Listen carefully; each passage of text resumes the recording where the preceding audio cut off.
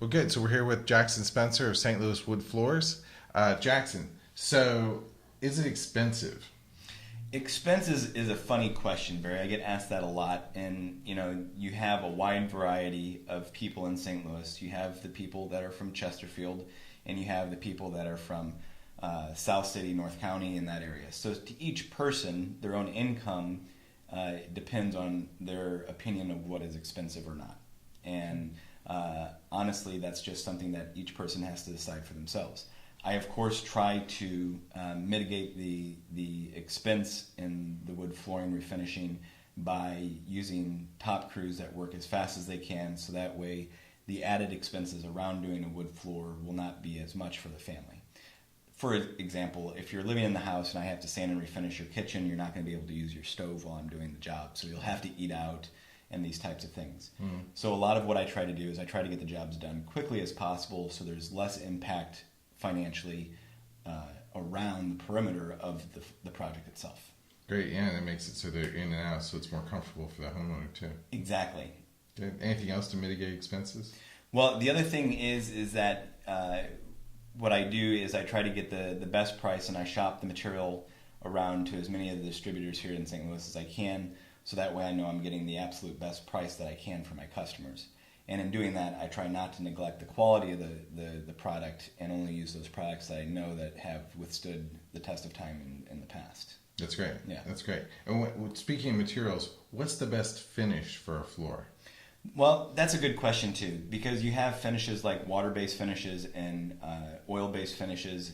There's even epoxy finishes and things like that when you get into the higher expensive realm of like gymnasiums and things like that. So to me, in my opinion, and this is after having done floors for a very long time, that the oil-based finishes have always been the best bang for your buck, you could say. The water-based finishes take a lot more processing. They take a lot more promotion because they're a newer finish and they haven't gotten the trust of the market yet, as well as other things that add to its expense, and it's generally about 4 times as much as the polyurethane is. Now that's the cost of the material for me. That's not the cost that I pass on to the customer, because obviously the finish isn't going to cause the whole price of a project to go 4 times. Sure. But the other thing is that oil base has withstood the test of time. Like you'll have houses that were built in the 50s that still have the original polyurethane finish on them, and other than the ambering of the finish, it's completely intact. There's nothing wrong with it.